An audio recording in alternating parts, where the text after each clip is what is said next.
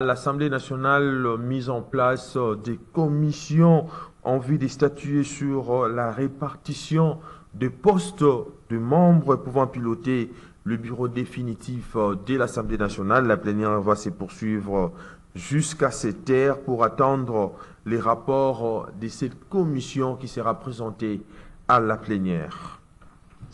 Et puis, le gouvernement Soumima sera celui des Valères. C'est dans cette optique que la Première ministre veut que les regroupements politiques qu'elle consulte puissent se ranger. Elle l'a réaffirmé ce mercredi lors de la poursuite de ces consultations, un souhait qui a retrouvé une oreille attentive chez ses interlocuteurs. Suivez. Nous ne sommes pas préoccupés à pouvoir occuper tel autre poste ministériel. Le plus important pour nous, nous sommes à la disposition de la République à travers notre majorité parlementaire. Les postes qui nous sera confiés, c'est celui-là que nous sommes là. Quand nous avons échangé, elle a vu en nous des hommes et des femmes capables de répondre à ces critères-là. Donc, c'est à elle de décider pour le futur. Et donc, je crois que en tant que Congolais, en tant que politiciens et technocrates, nous sommes capables de répondre et nous répondons à ces critères-là. Les 4 ou 5 critères qui ont été échangés sur tout ce qui est la vision du chef de l'État, sur la santé universelle. Nous avons échangé sur beaucoup d'autres domaines qui nous causent des problèmes dans ces pays. Et nous pensons qu'elle fera mieux que les autres en mettant ce gouvernement en place, en mettant des gens compétents, des gens qui méritent et des gens qui ont l'amour du pays et l'amour du peuple.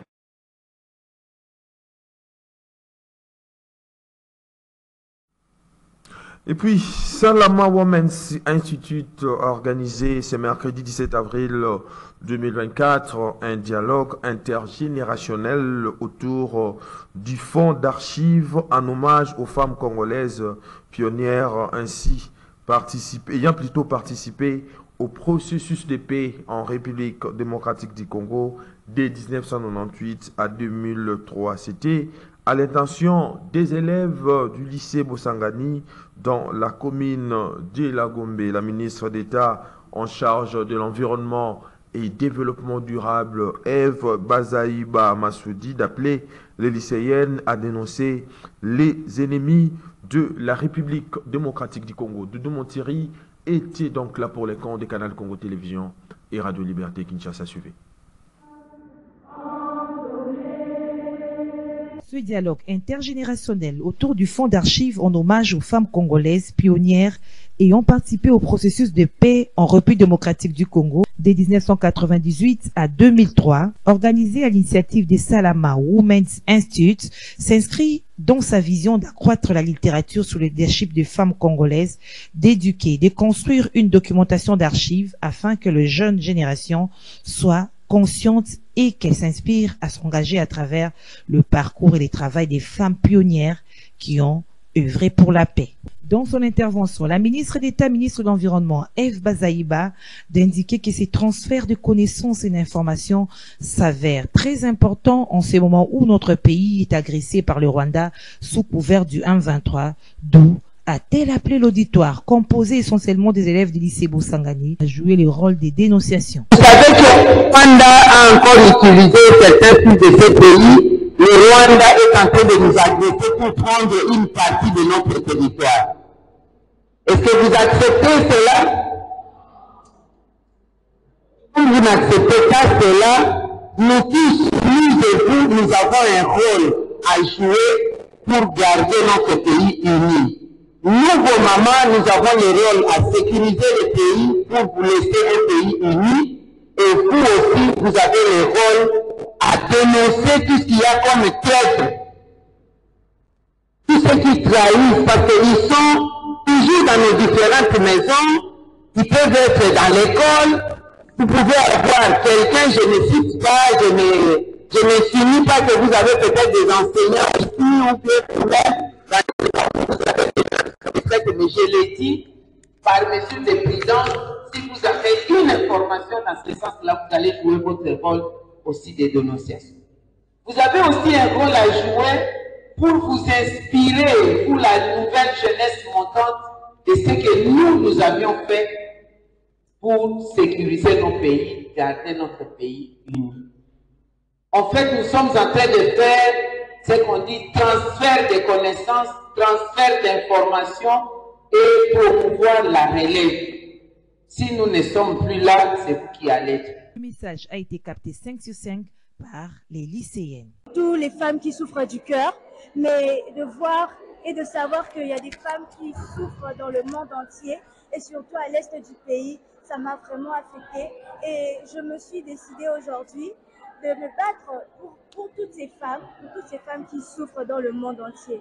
Parce que ça a toujours été mon rêve et je compte bien le réaliser. Notez que F. Bazaïba ainsi que d'autres femmes présentes sont des anciennes du lycée Bosangani. Elles se disent heureuses de transmettre ces informations et connaissances aux nouvelles générations. Dans un autre chapitre, les forces conjointes des armées congolaises et ougandaises UPDF se sont affrontées mardi vers 17h local aux terroristes islamistes MTM ISCAP, non loin de la localité de Mundubiena, au nord de la commune rurale de Mangina, à Beni, au nord Kivu. 3 terroristes islamistes ont été neutralisés et une arme de guerre de type AK-47 a été récupérée, comme l'explique le capitaine Anthony Mwalushaï, porte-parole des forces armées congolaises, au micro de notre correspondant sur place, Joël Kamam. À ce qui concerne la journée d'hier, mardi 16 avril 2024, c'était vraiment une journée très surchargée pour l'armée congolaise et aussi l'armée ougandaise. Aux alentours des 17h heure locale, nous avons mené des opérations pour sauver des otages mineurs d'âge qui ont été prises en otage par les terroristes islamistes MTM ISCAP. Ces innocents ont été sauvés grâce aux opérations menées par l'armée congolaise à travers le 32e 04 régiment. C'était précisément dans les territoires de Mambasa. Nous sommes dans la localité de Makumo où nous avons mené vraiment les opérations pour sauver ces compatriotes. Toujours le même mardi, il faut dire que les forces conjointes engagées dans les opérations ont réussi à neutraliser 3 terroristes islamistes MTM ISCAP. Là, nous sommes dans la localité Mundubiena, au nord de la commune rurale de Mangina. Et au-delà de ces 2 djihadistes neutralisés, nous avons aussi récupéré une arme de guerre de type AK-47. Mais avant que la nuit tombe, votre armée était toujours au front, engagée pour donner la paix à la population, où il y a eu un affrontement entre l'armée régulière et un groupe de Maïmaï dirigé par un certain Irangi dans la localité Miliès, entre Mandumbi et Moussandaba, et vous allez comprendre que nous faisons non seulement face aux terroristes, mais aussi il y a des groupes armés qui jouent le rôle des supplétifs de ces terroristes et qui nous attaquent, nous militaires, qui sommes là pour donner la paix à notre population. Nous avons réussi à neutraliser 2 combattants Maïmaï et récupérer une arme de guerre de type AK-47. Les activités socio-économiques sont restées paralysées sur l'ensemble de la ville de Beni ce mercredi 17 avril 2024. Boutiques, magasins, officines pharmaceutiques, voire même les écoles n'ont pas fonctionné dans la ville de Goma. 12 militants ont été arrêtés dans une manifestation organisée par le système de groupes de pression et mouvements citoyens pour décrier l'insécurité grandissante dans cette partie du territoire de la République démocratique du Congo. Le point avec notre correspondant sur place, Joël Kamambou, encore une fois de plus. Cette manifestation avait pour objectif d'exiler le départ immédiat du maire de la ville de Goma pour incompétence et à dénoncer le sécurité croissante dans la ville de Goma. Les manifestants exprimaient leur ras-le-bol à la sécurité grandissante qui sévit actuellement dans la ville de Goma avec les cas de décès de la population devenue requérante ainsi que des actes de banditisme, notamment des cambriolages des maisons, le vol d'argent, des véhicules et des motos à plein air. Déjà tout le matin de ce mercredi 7 avril, les dispositifs sécuritaires étaient renforcés dans les poches de la ville de Goma pour tenter d'étouffer la dite marche.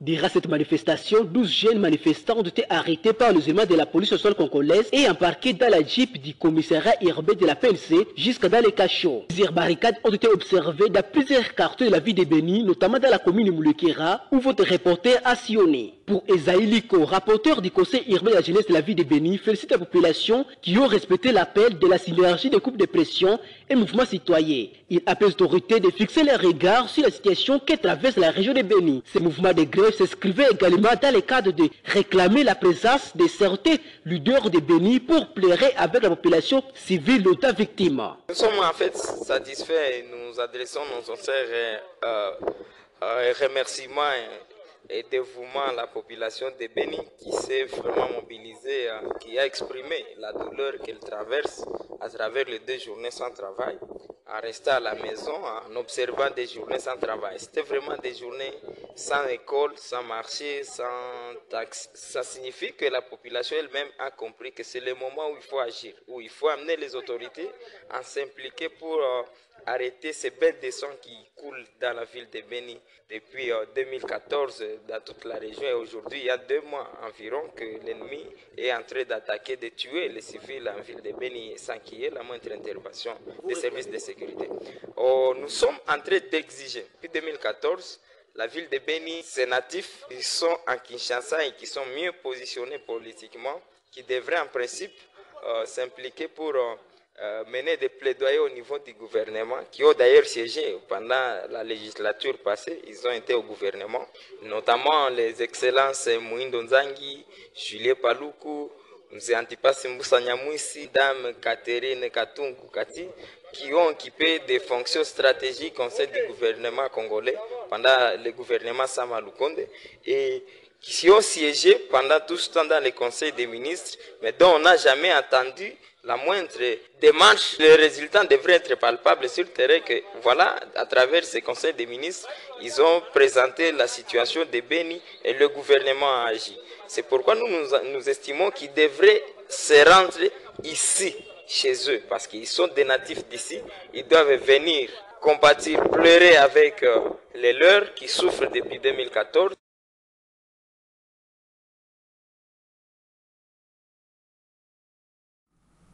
C'est ce samedi 20 avril 2024 qu'aura lieu l'élection de membres du bureau définitif de l'Assemblée provinciale de Kinshasa. Ainsi, Flori Benga et Georges Libengue ont approché des députés provinciaux ayant postulé. Suivez donc tour à tour Amos Mbokoso, candidat indépendant pour les postes plutôt de président de l'organe délibérant de la ville-province de Kinshasa, ainsi que André Kongolo de l'AFDC, conduit ou candidat rapporteur de l'Assemblée provinciale. Suivez. C'est ce mercredi 20 avril 2024 qu'aura lieu l'élection de membres du bureau définitif de l'Assemblée provinciale de Kinshasa. Parmi les députés ayant postulé, il y a Amos Mbokoso, candidat président du bureau définitif. Il est jusque-là président du bureau d'âge. Il a postulé étant qu'indépendant. Bon, c'est Dieu qui l'a voulu. Que je sois le plus âgé des députés. Et puis la motivation maintenant, c'est la connaissance de la ville. Je connais la ville de Kinshasa, ses problèmes, ses opportunités. C'est ça qui me pousse. Et puis, j'ai assisté au conflit qui s'est passé entre l'Assemblée provinciale et l'exécutif provincial.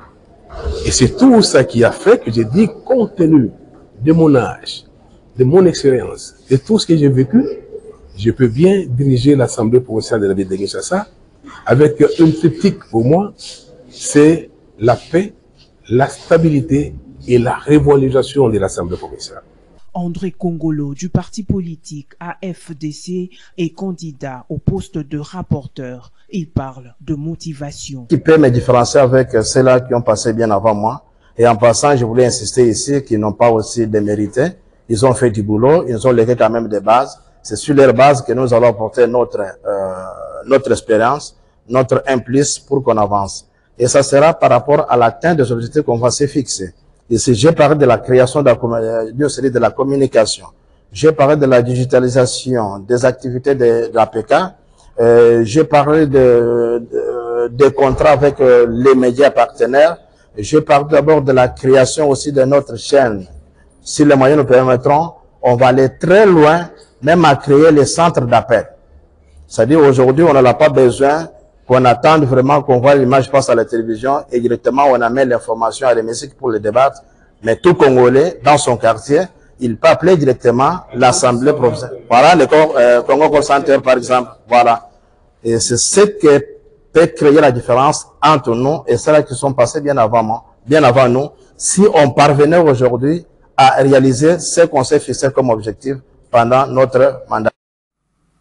Tout à fait autre chose à présent, de réaction au sujet de l'instruction du procureur général près la Cour de cassation Firmin Fondé interdisant l'utilisation des téléphones portables ou tout objet pourvu des caméras lors des élections de gouverneurs, vice-gouverneurs et sénateurs le 29 avril prochain. Un rappel à l'ordre qui soutient Maître Cédric Mbengele de l'AFDC, suivez-les au micro de notre reporter Strangimbi. On ne peut pas avoir un gouverneur ou sénateur fruit de la corruption. Tels sont les propos de Cédric Mbengele de l'AFDC qui appuie l'instruction du procureur général près la Cour de cassation interdisant l'utilisation des téléphones portables ou tout objet pourvu de caméras lors de ces élections prévues le 29 avril prochain. Oui, merci, monsieur le journaliste. Moi, personnellement, je salue la décision prise par le procureur général près la Cour de cassation par rapport pour mettre fin aux actes de corruption. Parce que vous savez, l'élection de gouverneurs et sénateurs implique un échange de programmes. Mais pendant cette période, nous constatons que beaucoup des acteurs ne font pas allusion à ça. C'est plus monnaie. Les acteurs sont votés sur base des questions d'argent, raison pour laquelle quand le procureur après la Cour de cassation a essayé d'instruire au procureur après les cours d'appel de veiller à ce que ces actes soient condamnés, nous applaudissons et puis nous sommes tout à fait d'accord parce qu'on ne peut pas avoir un gouverneur produit d'une somme d'argent, mais c'est plutôt un gouverneur qui a essayé de convaincre les députés provinciaux qui sont l'émanation directe de la population et surtout que les sénateurs, c'est d'abord la chambre de la sagesse. S'ils viennent sur base de sommes d'argent, ce sont là des comportements que nous déplorons tous. Moi, personnellement, je suis tout à fait convaincu et puis d'accord avec cette décision. Et puis, nous demandons à ce que son application soit correcte, qu'il veille à ce que vraiment ces gens-là soient déférés devant les cours et tribunaux s'il y a des histoires pareilles. Et ces messages de félicitations de femmes de l'Alliance des démocrates pour le progrès ADP à la première ministre Judith Suminwa, elle considère son choix comme une promotion bien méritée de par son parcours professionnel et logé. Aussi, les femmes de l'ADP déclarent attendre d'elle que le jeune compétent et engagé, au même titre que les hommes genrés, fasse partie de son gouvernement d'une manière paritaire. Suivez-les au micro de Maxime Akabo.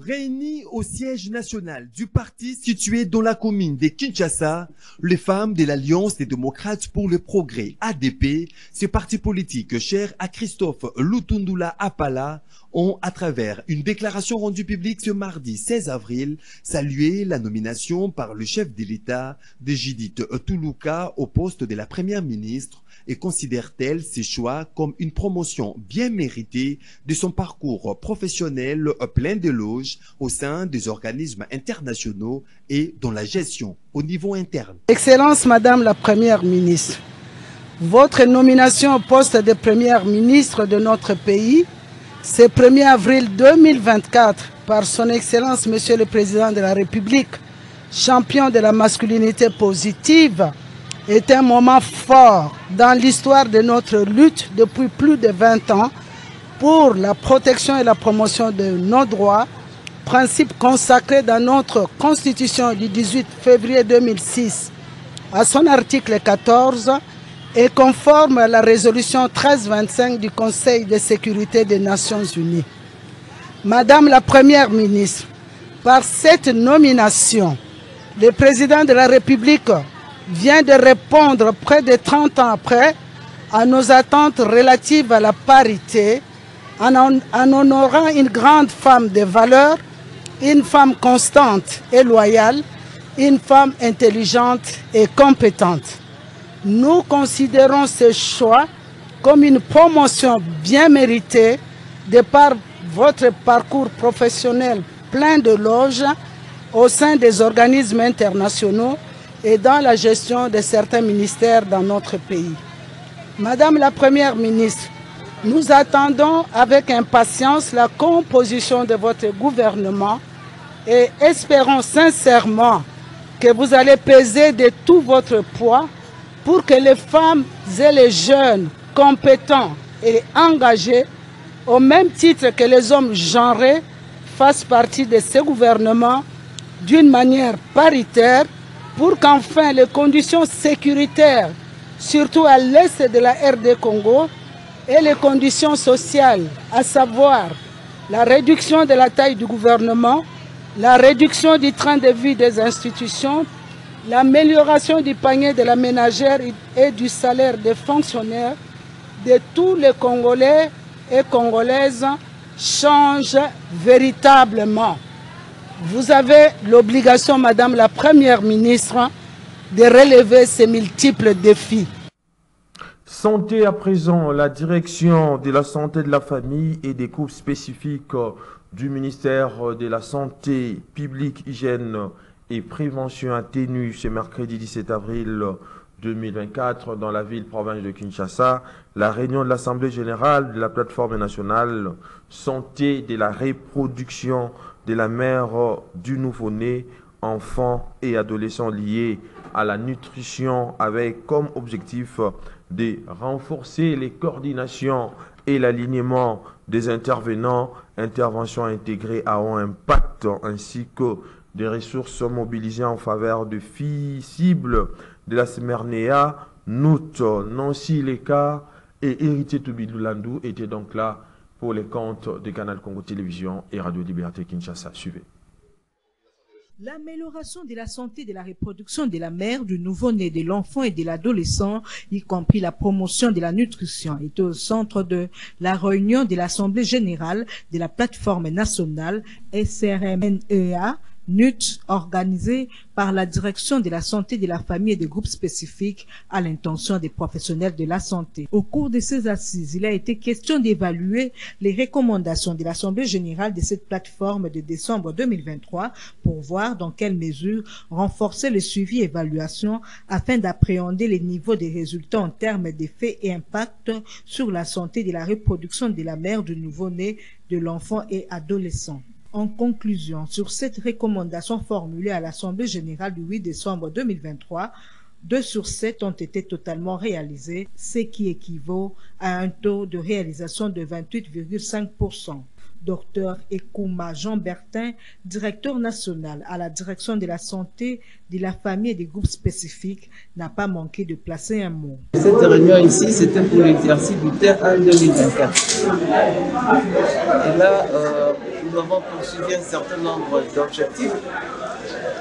Il a été question d'évaluer les recommandations de l'Assemblée générale qui s'est tenue à Caritas Congo le 8 décembre 2023. Il est aussi question de présenter les résultats de la carte de score pour la SRMNEA Nutrition. En fait, c'est une carte de score avec 29 indicateurs qui nous permet de suivre en temps réel la situation de la mère, du nouveau-né, de l'enfant et de l'adolescent en République démocratique.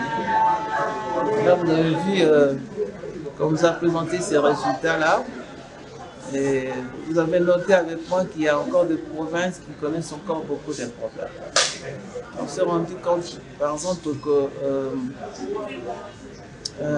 la province de Bazuélé, pour ne prendre que celle-là, en tout cas, tous les indicateurs sont en rouge. En principe, les indicateurs doivent évoluer de rouge en jaune et en vert. Quand on est en vert, il faut se maintenir en vert. Quand on est en rouge, il faut faire un effort pour aller en jaune et aller en vert. Et puis vous avez vu, pour Bazuélé, ça a beaucoup plus impressionné puisque tout était en rouge. On se pose la question, qu'est-ce qui se passe là? Vous avez également vu que Kinshasa, qui est autour de nous ici, a des difficultés énormes. Les indicateurs de Kinshasa n'évoluent pas bien. C'est dans une ambiance conviviale que s'est clôturée en beauté la réunion de l'Assemblée générale de la plateforme nationale SRMNEA-NUT. En justice, les tribunaux de Kinshasa, des tribunaux plutôt des grandes instances de Kinshasa-Gombe a condamné l'ancien vice-ministre des hydrocarbures et cadre du PPRD Moussa Mondo à 20 ans de servitude pénale pour coups et blessures volontaires ayant entraîné la mort de son épouse de nationalité malgache Alissa Kadjidja. Il a été jugé en procédure de flagrance au tribunal des grandes instances de Kinshasa-Gombe. Et en diplomatie, sachez que le Parlement kenyan a, à travers sa commission défense, renseignement et relations extérieures, a rejeté les dossiers du candidat William Ruto au poste de consul du Kenya à Goma, au Nord Kivu, à savoir Charles Gichini. Dans son rapport, le président de cette commission a fait état de manque de connaissances criant dont le chef de Charles Gichini, détenteur d'un simple diplôme des études secondaires. Toutefois, la commission a maintenu l'idée de nomination d'un consul de Kenya à Goma et a dit attendre pouvoir examiner le futur candidat au poste avant l'entérinement en plénière. Mesdames et messieurs, voilà qui met fin à cette grande édition du journal sur Canal Congo Télévision, coordonnée par Gisèle Olivier Toko, réalisée par Dieu merci Kifwa. La prise de vue a été assurée par Olivier Longwangou en Lernan, ainsi qu'au concours rédactionnel de Canal Congo Télévision. Je vous dis donc merci de l'avoir suivi avec le même plaisir et les mêmes plaisirs. Le prochain rendez-vous est donc